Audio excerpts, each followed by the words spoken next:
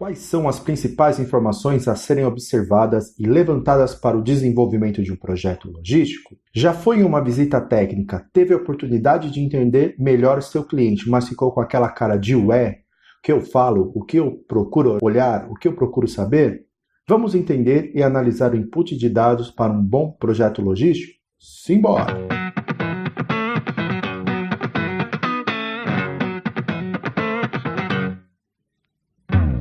Logisticast, sua ferramenta para turbinar os conhecimentos sobre desenvolvimento de projetos e soluções em logística. Uma nova visão para você desenvolver seus negócios. Apresentação: Ivan Tarasquevicius.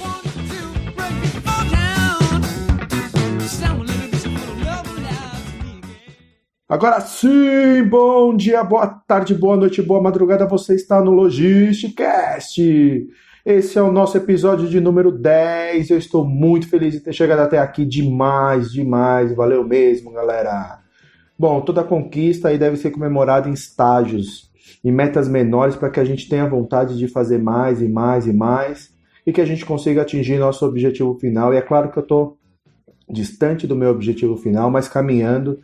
Isso é o que me dá gás, o que me dá prazer de falar aqui com vocês. Temos muito ainda o que fazer e esse é só o começo. E dá-lhe gás e energia para continuarmos seguindo, logisticando, e eu agradeço imensamente a galera que acompanha os episódios, que escrevem e-mails, elogiam nossos trabalhos, interagem de alguma maneira com a gente, perguntando, enfim, e que soltem os fogos e pá, felicidade, eu estou muito feliz. Então, vamos continuar falando aqui da área de projetos e soluções em logística.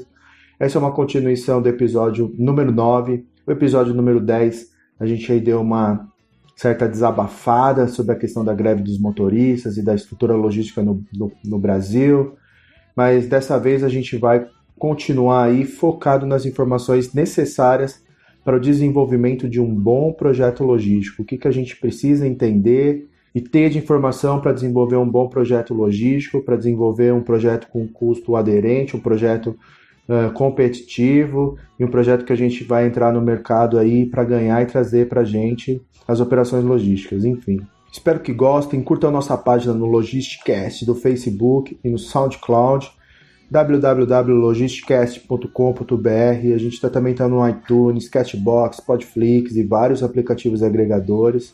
Enfim, quer mandar uma mensagem, a gente vai estar no infologisticast@gmail.com. Abraço a todos e muita boa sorte. Bom, então as informações fundamentais para a elaboração de um projeto, a gente vai começar pelo produto. O principal é a gente entender a característica desse material que a gente vai estar movimentando. Então, se é um produto, se é químico, se é um produto farmacêutico, tem um controle específico, se é um produto congelado, se é eletrônico, se tem necessidade de controles antistático.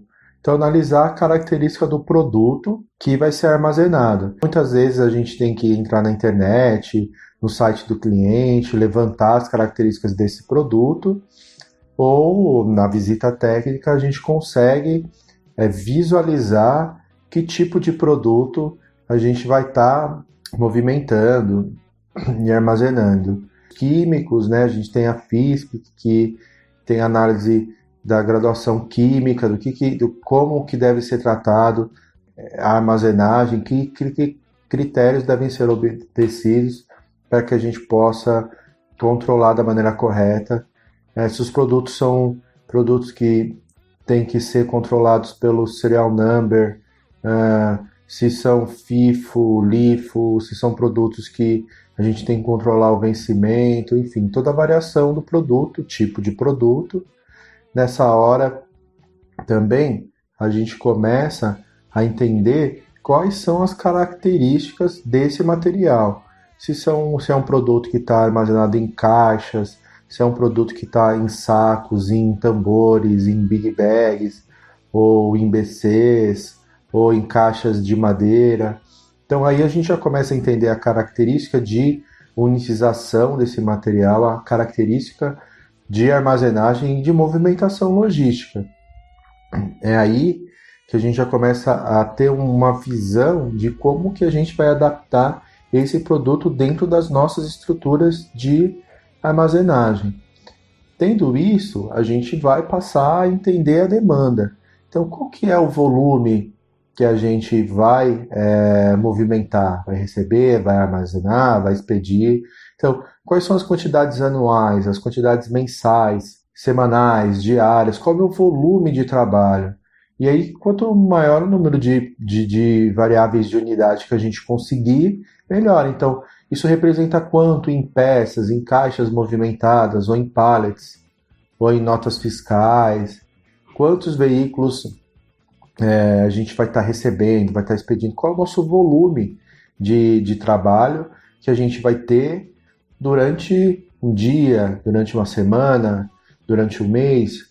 Teremos sazonalidade, ou seja, existem picos durante determinadas horas do dia, o recebimento pela manhã, a expedição à tarde, durante a semana última semana do mês. Normalmente a expedição cresce na última semana do mês devido aos movimentos de venda, ou algum mês específico do ano, por exemplo, se for um produto de brinquedo, a gente tem o Dia das Crianças, que puxa uma venda altíssima, ou produtos natalinos, enfim.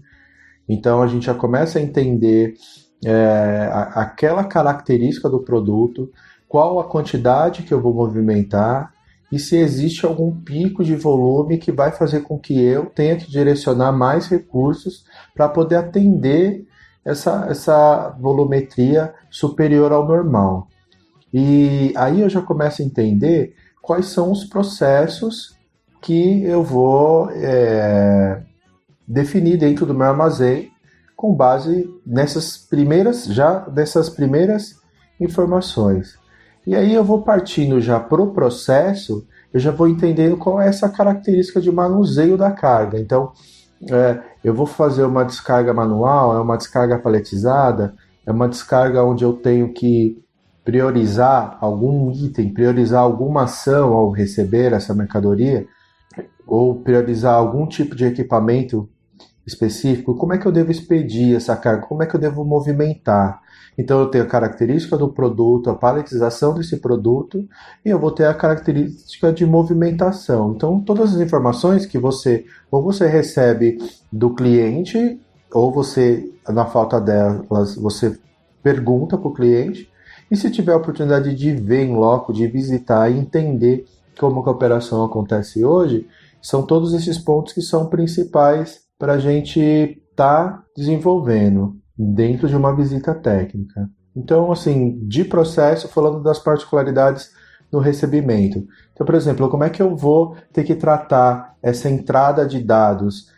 Eu vou receber uma nota fiscal e vou ter que digitar, eu vou receber isso via EDI, eu vou conseguir fazer um controle com o coletor de dados, ela vem paletizada ou vem despaletizada, o tipo de pallet requer um tipo de equipamento de movimentação diferenciado, se é um pallet PBR, se não é um pallet padrão, se é um slip sheet, se é um tipo de produto que depende de você movimentar com clamp, com um tipo de equipamento de movimentação diferente. Então, qual que é a utilização? Se eu tenho que, de repente, agrupar pallets em pallets menores e em pallets maiores, e se são caixas que vêm despaletizadas, quantas caixas eu tenho que unitizar, segundo a padronização que eu pego aí com o cliente. Na parte de armazenagem, então, qual o sistema que eu vou utilizar para armazenar? A gente falou bastante disso, dos sistemas de armazenagem, em um dos nossos episódios. Então, eu vou armazenar em blocada, porta-pallets, que tipo de estrutura de armazenagem que esse produto, esse pallet, ele vai requerer, né? Esse perfil de operação vai ser requisitado. Enfim, qual é a quantidade que eu tenho que armazenar, o giro do estoque, que tipo de controle que eu tenho que ter, se é FIFO, LIFO, por lote, se eu tenho que controlar o número de série, se eu posso empilhar a carga ou se eu não posso empilhar a carga, se eu consigo verticalizar dentro do meu armazém, na minha estrutura, ou eu não consigo. Na parte da separação dos pedidos, então como é que eu recebo esse processamento de pedidos? Eu vou receber o e-mail, vou receber essa informação via EDI, qual é a frequência que eu separo pallets completos, eu tenho que separar pallets fracionados, eu tenho que abrir uma caixa para tirar o que está dentro da caixa, eu tenho que fazer pickings fracionadinhos de peças por peças, ou não, eu faço só separação até o nível caixa.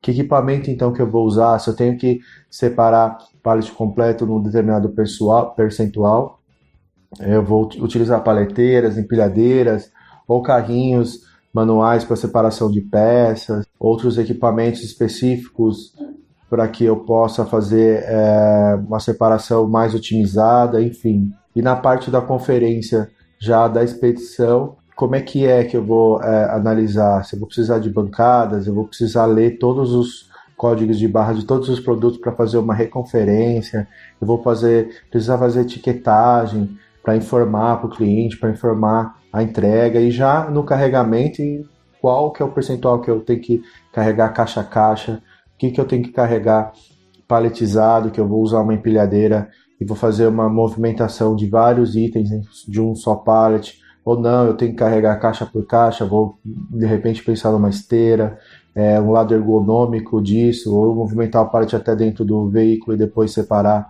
em caixas, se tem algum tratamento específico para algum cliente específico, se é o veículo que eu carrego Sider, que é carregamento lateral, ou se tem um veículo baú ou container que eu carrego de forma traseira, né, pela plataforma, ou até mesmo se o piso do veículo aguenta, né, a empilhadeira e tal, se eu não vou ter que, por mais que seja paletizado, puxar com um carrinho hidráulico, para não, por conta do peso, né. Então, se eu tenho que deixar o pallet e o pallet a ser enviado vai ser um pallet mais fraco, um pallet do cliente. Então, outras particularidades que a gente também tem que olhar. Se eu tenho algum trabalho específico, tipo montar um kit de venda, um kit promocional.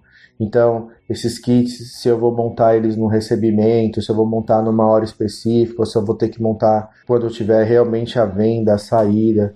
Então, quais são os turnos de trabalho? Perguntar para o cliente, quais são os turnos de trabalho que a gente tem que estar disponível para atender a demanda de vocês? Em quantos dias após receber os seus pedidos eu posso separar? Eu tenho que separar no mesmo dia? Tudo isso vai gerar um acúmulo de atividade que, se você tiver que separar no mesmo dia, você vai estar aí gastando mais energia pelo volume de trabalho. Agora, se você tiver um dia ou 2 dias para separar, você consegue receber seus pedidos e distribuir as atividades dentro do armazém. Distribuir o seu dia, distribuir sua equipe, parte do período cuida do recebimento, parte do período a mesma equipe cuida da expedição. Então, aí voltando lá nos dados, nos volumes que você levanta, comparando com os processos, e aí que a gente vai começar no dimensionamento. Mas o dimensionamento de equipe vai ter um episódio, aí o próximo episódio a gente fala só sobre como fazer esse dimensionamento de equipe dentro de um processo. Então, se conseguir levantar com o cliente qual o quadro de funcionários atuais, até para ter uma ideia, né?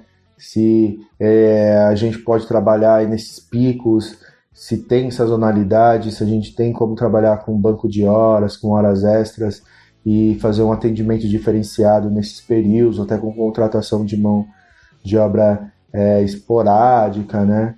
Ver se a gente consegue aproveitar algum equipamento, o que é de responsabilidade de um operador logístico fornecer, mas o que não é, o que é responsabilidade do cliente, se os insumos vão ser considerados por conta do cliente, enfim. Outro ponto importante é a modalidade fiscal também, se é em regime de armazém geral, se é filial, se é depósito fechado, se ele necessita que especificamente seja localizado esse armazém em algum ponto específico. Então vai trabalhar toda a questão do levantamento de dados, né, dessas condições específicas desse armazém, procurar um armazém específico que atenda o cliente de forma customizada. Tentei dar uma visão geral. Em resumo, o que a gente tem que se atentar, buscar ao máximo entender o produto que a gente vai armazenar, a demanda, os volumes, se existe pico sazonal para a gente não ser pego de surpresa em determinados períodos do mês ou do ano e não conseguir atender, as características logísticas de unitização desses produtos, para a gente já estar pensando na movimentação, em que equipamento de movimentação a gente vai usar, se a gente vai fazer um processo manual, um processo mecânico, um processo paletizado, e aí por fim começar a desenhar já essa parte do recebimento, as informações que eu vou receber, que tipo de estrutura que eu devo prover para receber, para armazenar, fazer toda a separação, toda a parte de conferência e expedição do produto. Em linhas gerais, eu sempre desenho um fluxo básico operacional de recebimento, armazenagem, conferência e expedição, e vou alimentando essas caixinhas e já chego no cliente com uma ideia do que está faltando do material e o que eu vou perguntar. O que eu vou vendo na visita já vou ticando, e o que eu não consigo ver, não consigo identificar, a gente faz uma questão e levanta toda uma informação até para ter isso bem registrado. Mas espero que vocês tenham curtido, que tenham gostado, e é isso aí, um pouco mais sobre nossa área aí de desenvolvimento de projetos em logística.